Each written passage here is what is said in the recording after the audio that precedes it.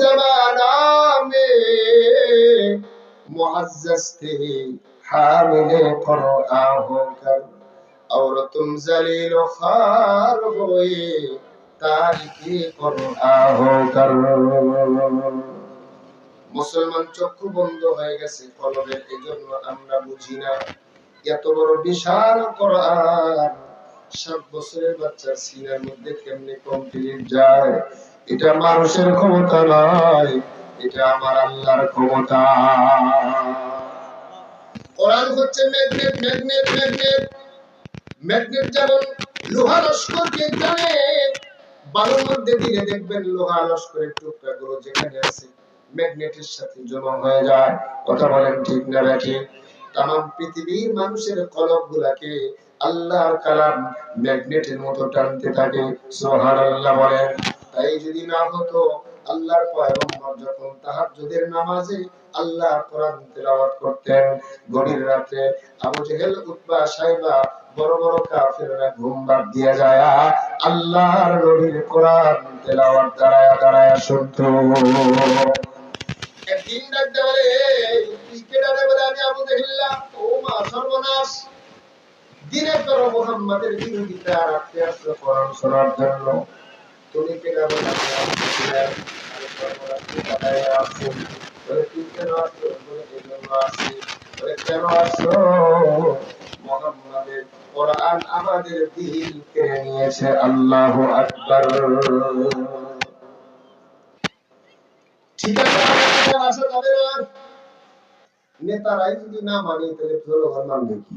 যদি জানে রাত্রে হ্যাঁ কোরআনের আকর্ষণে আমরা ঘর থেকে যাই না, যে হ্যাঁ মুসলমান আছে, আগামীকাল কান্দেরা তোবা করছে, আর যাব না। এবার আবু জেহেল ঘুমায় না। যে নেতা হয় তার মাথাটাও তো নেতা, বুদ্ধিটাও নেতা। চিন্তা করে আজকে তো সবাই তোবা করছে, কেউ যাবে না, আমি একা একা প্রাণ ভরে আল্লাহর কালাম শুনবো। আর আজকে মুসলমান 17 বছর পর্যন্ত আমরা কোরআনের আওয়াজ চালাইতে টেনশনে ছিলাম।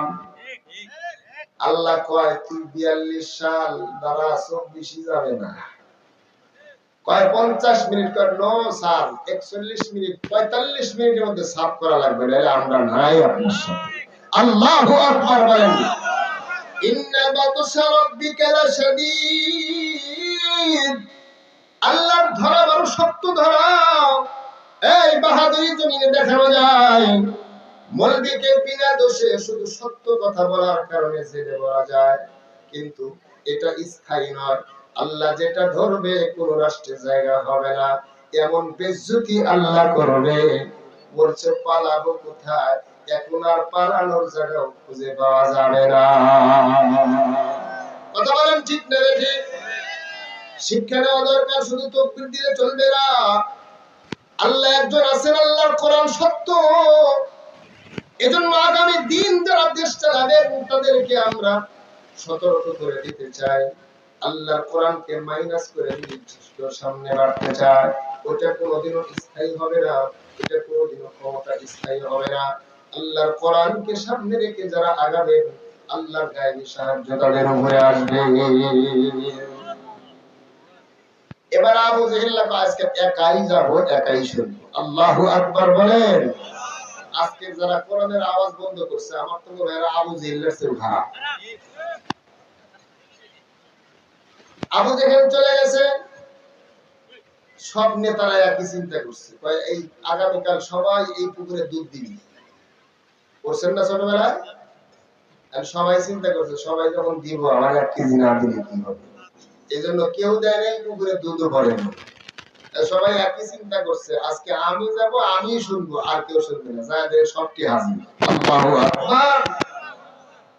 আজকে আসছে বলে হ্যাঁ, বলে ঘটনা কি বল? সত্যি কথা বলতে মুহাম্মাদের কোরআন আমাদের কলিজায় লাগে। আল্লাহু আকবার বলেন। মুসলমান ভাইরা আমার, আল্লাহ পাক রব্বুল আলামিন পবিত্র এই কোরআনুল কারীম কিয়ামত পর্যন্ত আল্লাহর জমিনে আল্লাহ হেফাজত করবেন। তার প্রমাণ হাজারো আছে। আমি আপনাদের জুলফিকার থেকে আল্লামা জুলফিকার আলী নকশবন্দি দামাত বারাকাতুহুমুল আলিয়া, উনি উনার কিতাবের মধ্যে একটি ঘটনা লিখেছেন, শিক্ষণীয় ঘটনা। সেখান থেকে আমি আপনাদেরকে ইবরত হাসিল করার জন্য বলি। উনি বলেন, ওনার এক কলিগ, ওনার এক বন্ধু, তিনি গেছেন রাশিয়া সফর করার জন্য। রাশিয়া তখন তাতারিরা শাসন করেছে, অনেক আগের কথা। তাতারিদের একটা মিশন ছিল মুসলিমদের গ্রন্থ, মহাগ্রন্থ কোরআন কারীম নিষিদ্ধ করা। নাউজুবিল্লাহ বলেন। শুধু এই কারণে তাতারিদের সময়ে বিভিন্ন ছোট ছোট নদ নদী খাল বিলগুলা আল্লাহর কালাম কোরআনের কারণে, ইসলামিক বইগুলার কারণে বিভিন্ন ছোট ছোট নদীর পানিগুলা পর্যন্ত কালো হয়ে গিয়েছিল। তারা চেয়েছিল আল্লাহর জমিন থেকে আল্লাহর দ্বীন মিটাইয়া দিবে, কিন্তু আল্লাহ তো মহান। আল্লাহ যদি হেফাজত করতে চায়, কিতাব ছাড়াও আল্লাহ কোরআন আল্লাহ হেফাজত করতে পারে। উনি লেখেন, সেই মুসলমান, পাকিস্তানের মুসলমান চলে গেছে রাশিয়ায়, যায় দেখে সেখানে মুসলিমদের মসজিদগুলা তালা লাগানো, মুসলমানদের মসজিদগুলাতে আযান হয় না। মুসলমান কিছু আছে তারা ভিতরে ভিতরে ধর্ম পালন করে, কিন্তু প্রকাশ্য করতে পারে না। প্রকাশ্য কেউ আযান দিলেই তাকে বন্দী করে রাজার পক্ষ থেকে গ্রেফতার করা হয়। এমন একটা কঠিন পরিস্থিতি মুসলমানদের চলতেছে। পাকিস্তানি মুসলমান চিন্তা করলেন, জেলে গেলে যাব, তবুও আজকে আমি মসজিদে আযান দিয়ে আমি আল্লাহর ঘরে নামাজ আদায় করব। আল্লাহর বান্দা মসজিদের সামনে যায় আযান দিয়েছে, আল্লাহু আকবার, আল্লাহু আকবার, আল্লাহু আকবার, আল্লাহু আকবার। আযান শোনার সাথে সাথেই বাহির থেকে চতুর্দিক থেকে মুসলমানগণ ঘেরাও করে ফেলছেন। তারা চিন্তা করলেন, ইনি হয়তো এখানকার কোন মুসলমান নয়, তা না হলে আযান কেন দিবে? উনি যদি জানতেন আযান দিলে ওনাকে সরকারি লোক গ্রেফতার করে ফেলবেন, তাহলে উনি তো আযান দিতেন না। যেহেতু আযান দিয়েছেন, উনার সিকিউরিটি, উনার হেফাজতের জিম্মাদারি আমাদের নেওয়া লাগবে। এজন্য মুসলমানগণ চতুর্দিকে দাঁড়ায় তার দৃশ্যগুলা দেখতেছে। পাকিস্তানি মুসলমান উনি ঘরের ভিতরে মসজিদের মধ্যে ঢুকে দেখে আল্লাহর ঘর, মসজিদটা ধুলা পড়ে গেছে, বিভিন্ন জায়গায় ধুলা পড়ে গেছে। নিজের হাতে ময়লাগুলো পরিষ্কার করে আর চোখ দিয়ে ঝরঝর করে পানি ফেলে দেয়। এ বন্ধু, কোন দিকে নজর নাই। এক পর্যায়ে মসজিদের মধ্যে ধুলাবালু পরিষ্কার করে নামাজের মধ্যে দাঁড়ায়া উনি আল্লাহর কালাম মধুর সুরে তেলাওয়াত করতেছে। বহুদিন পরে ওনার কণ্ঠে আল্লাহর কালাম তেলাওয়াত শুনে বাহিরের মুসলমানগণ আবেগলাগত হয়ে অপলক দৃষ্টির তাকায় চিন্তা করতেছেন, হায় রে, জালেম শাসকের কারণে আমরাও আল্লাহর ঘরে নামাজ আদায় করতে পারি না। আমার এই ভাই মসজিদের হক আদায় করতেছেন, মসজিদের নামাজ পড়া দেখে প্রত্যেকটা মুসলমান আবেগলাগত হয়ে আছে। নামাজ শেষ করার সাথে সাথেই তারা হাত ধরে ডাক দেয়, বলে, ভাই ইদার মে আও, এদিকে আসেন। আপনি কে? কি আপনার পরিচয়? আপনি এই অজানা একজন মানুষ, অপরিচিত মানুষ এসে আপনি মসজিদের মধ্যে ঢুকে কেন আযান দিলেন, কেন নামাজ আদায় করলেন? আপনি কি জানেন আমাদের এখানকার কি নিয়ম?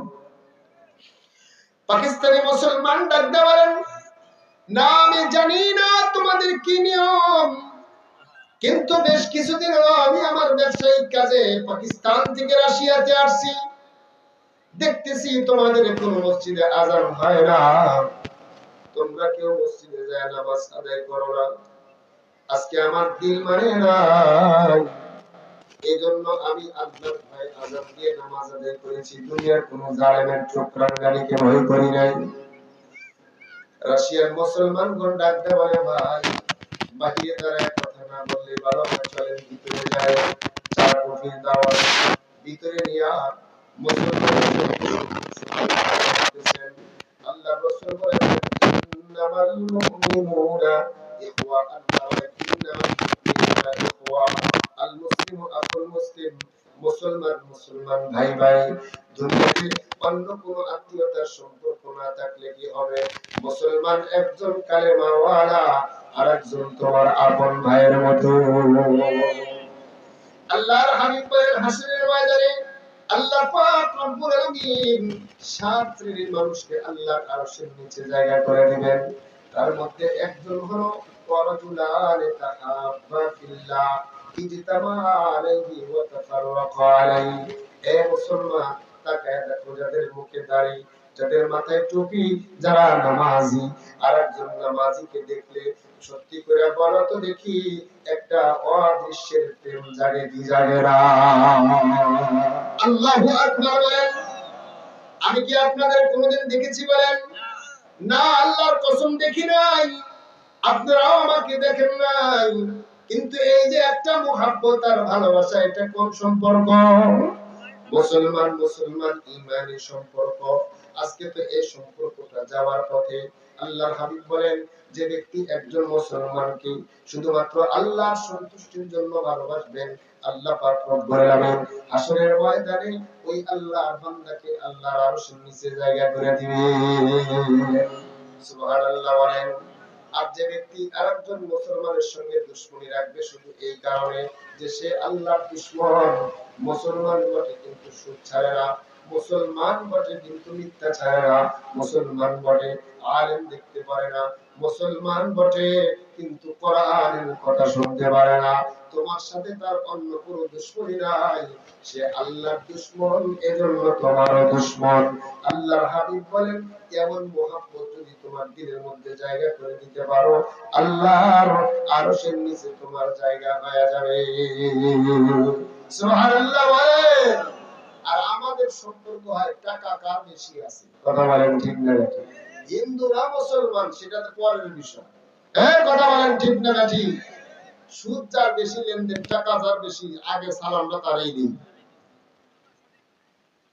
গরিব মুসলমান 5 ওয়াক্ত নামাজ পড়ে তাহাজ্জুদ করে আবার বলে যে ও যদি এত ভালো এরকম তো গরিব হলো শিরকি কথা এই কথা বললে আপনার ঈমান থাকবে না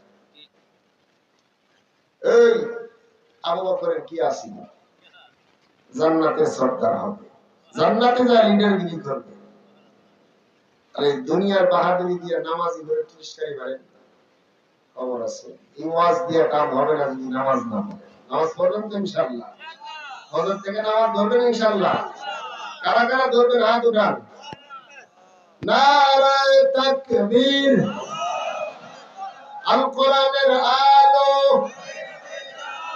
হুজুর আপনি ধর্ম দিয়ে জোর দাও আমরা নামাজ পড়ব না এই ধরনের নিয়ত করেন না আল কোরআনের আলো আপনি আল্লাহ কবুল করেন বলেন আমিন আমি তো মাঝে মাঝে চিন্তা করি কি ওয়াজ করি এই ওয়াজও শেষ তোমার দেখাইতে গেতে সব শেষ এই ওয়াজ দিয়া কি করলাম জীবনে এখানে আমরা বলি সব হুজুর আপনাদের সাথেই আছি এবারে ভোট দিব ভাই সেই মানুষের যে মানুষ পক্ষে থাকে ইমানদারে কিন্তু ওই বুথের মধ্যে যায় হুজুররা তো পারবে না যে পারবো আওয়ামী লীগ তো দিয়ে কথা বলেন ঠিক না বেঠি স্লোগান পাল্টাইতে হবে চিন্তা পাল্টাইতে হবে একটা ভোট পাবে একটা ভোট আমার ইসলামের পক্ষে থাকা লাগবে নারীর পক্ষে না পুরুষের পক্ষে রাজি আছেন তো ইনশাআল্লাহ এবারে ভোট দিব ভাই সেই মানুষের যে মানুষ পক্ষে থাকে ইমানদারের এবারে ভোট দিব ভাই সেই মানুষের যে মানুষ পক্ষে থাকে আল কোরআনের যে মানুষ দিন ইসলামের ধারে ধারে না যে মানুষ কথায় কাজে মিল রাখে না যে মানুষ দিন ইসলামের ধারে ধারে না নির্বাচনের আগে একদিনে জিজ্ঞেসি নামাজ আসরের সময় এক জায়গায় নামাজ পড়ে আর এক জায়গায় যা দেখি সোয়া 4টে নামাজ ওখানে দাঁড়ায় নামাজ দাঁড়াইছে ওখানে যে আল্লাহু আকবার আশেপাশের ছেলেরা কয় স্যার আপনারা নামাজ পড়ে চুপ করে এটা নির্বাচনের সময় আরো সামনে কয়েক জায়গায় আছে এরকম করবে যে মানুষ দিন ইসলামের ধারে ধারে না যে মানুষ কথায় কাজে মিল রাখে না, ওরা তো দরদি নয়, ওরা তো দরদি নয়, শান্ত হাসিল আসল ওদের। এবারে ভোট দিব ভাই সেই মানুষের, যে মানুষ পক্ষে থাকে ইমানদারের। রাজি আছেন? খালি নামাজ পড়ে বেহেশতে যাওয়া যাবে? নো। শুধু যাকাত দিয়ে বেহেশতে যাবেন? নো। আমার সাপোর্ট হতে হবে একজন সৎ জায়গায়, একটা ন্যায্য জায়গায়, একটা সঠিক জায়গায় আমার সাপোর্ট হওয়া লাগবে। এই জায়গায় যায় আমরা বলবি রে কি পারবে দেশ চালাইতে? ওই মিয়া কোরআন যে পড়ছে, আল্লাহ তার ভিতরে যে ইলম দিয়েছে, দুনিয়ার আর কারো ভিতরে দেয় না। এই ঠিক জানি ঠিক থাকে ইনশাআল্লাহ। রাজি আছেন? এবার রাশিয়ার মুসলমানরা বলে, ও ভাই তুমি পাকিস্তান থেকে আসছো, তুমি আমার দেশের তাতারিদের শাসন সম্পর্কে হয়তো তুমি জানো না। আমার দেশের মসজিদ গুলার থেকে পবিত্র কোরআন নিয়া তাতারি শাসক নদীর মধ্যে আল্লাহর কোরআন গুলো ফলায় ফলায় দিয়েছে। তাতারি শাসকরা আমার ঘরের কোরআন গুলো নিয়ে আগুন দিয়ে জ্বালায়া দিয়েছে। আমরা পবিত্র কোরআন থেকে বঞ্চিত। কিন্তু তুমি যে জানলে খুশি হবে, তোমার সামনে এই যে 7 বছর 8 বছরের বাচ্চাগুলো দেখতেছো, এরা সবাই আল্লাহর কোরআনের হাফেজ। আল্লাহু আকবার বলেন। এই মানে কিছু বলতেছি না, আল্লামা জুলফিকার আলী নকশবন্দি পাকিস্তানের একজন জবরদস্ত আলেম। উনি উনার কিতাবের মধ্যে লিখছেন, এরপরে পাকিস্তানি মুসলমান আশ্চর্য হয়ে গেলেন। উনার পকেটের ভিতরে একদিন আল্লাহ পাকের কোরআন ছিল। সকলেই জিজ্ঞেস করলো, আপনার পকেটের ভিতরে এটা কি? বলে, এটা আল্লাহর কোরআন।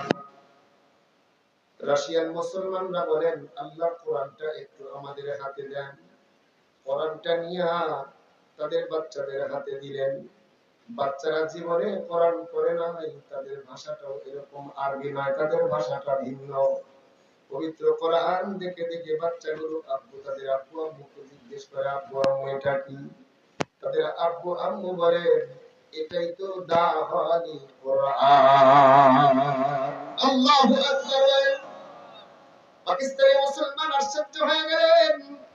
ওরে জিজ্ঞেস করলেন, কিভাবে আপনার বাচ্চাগুলো হাফেজ হলো, অথচ আপনার বাচ্চারা এখনো পর্যন্ত কোরআন দেখে নাই? বলে, আসলে কি কোরআন পারে না? বলে, না পারে না। এক জায়গা থেকে হাত দিয়ে ইশারা করে জিজ্ঞেস করেছে, পারে নাই। বলে, আপনি যতক্ষণ পর্যন্ত আপনার মুখ দিয়ে আল্লাহর কোরআনের শব্দ উচ্চারণ না করবেন, ততক্ষণ পর্যন্ত আমাদের বাচ্চাগুলো কোরআন পড়তে পারবে না দেখে দেখে। তার কারণ ওরা এত সুন্দর আরবি ওরা শিখে নাই, কত সুন্দর ভাষা ওরা দেখে দেখে বলতে পারবে না। কিন্তু আল্লাহ পাক রব্বুল আলামিন ওদের হৃদয় অঙ্গনে 30 পারা কোরআন মুখে মুখে হিফজ করে দিয়েছে। সুবহানাল্লাহ, জোরে বলেন সুবহানাল্লাহ। এটা কেমন কোরআন? ও জামানা মে মুআজ্জাজ थे হামিলে কোরআন হোকর, और तुम जलील खान हो तारिके कुरान होकर। মুসলমানদের বিজয় বিজয় বলে মুসলমানরা সফল সফল হতে চায়। সত্যি করে আল্লাহর কসম করে বলতে পারি, যতক্ষণ পর্যন্ত এই কালামুল্লাহ আমাদের ভিতরে না ঢুকাইতে পারবো, আমাদের ঘরে না ঢুকাইতে পারবো, ততক্ষণ পর্যন্ত কোনদিন ইসলামের মধ্যে আমরা সফলতা আনতে পারবো না। কথা বলেন ঠিক না ঠিক? এজন্য মাদের কোরআন শেখা লাগবে। এই পেট থেকে আগামী প্রজন্ম বের হবে, তাদের হাফেজ হওয়া লাগবে, তাদের কোরআন জানতে হবে, তারপরে তাদের বাচ্চারা কোরআন শিখবে। কথা বলেন ঠিক না ঠিক? আর এই জন্য এই মাদ্রাসার প্রতিষ্ঠা হয়েছে। আপনারা খুশি আছেন তো ইনশাআল্লাহ? উনি আমাদের জনাব হযরত মাওলানা গোলাম মোস্তফা ভাই, গোলাম রব্বি ভাই, চেংড়া মানুষ দূর হয়ে গেছে মাদ্রাসা। আমি আজকে বলছি উনারে, ভাই মাদ্রাসা তো করছেন, এলাকার মানুষ সবাই আপনার সাপোর্টে থাকবে, অহেতুক পেরেশানি আপনার ধোকা লাগবে, কিন্তু ওনার মনের ভাব যা বুঝলাম, মানুষ তো কেউ বাঁচবে না। উনি চাইতেছেন এলাকায় একটা কোরআনের আলো জ্বালাতে। আল্লাহু আকবার বলেন, আল্লাহু আকবার।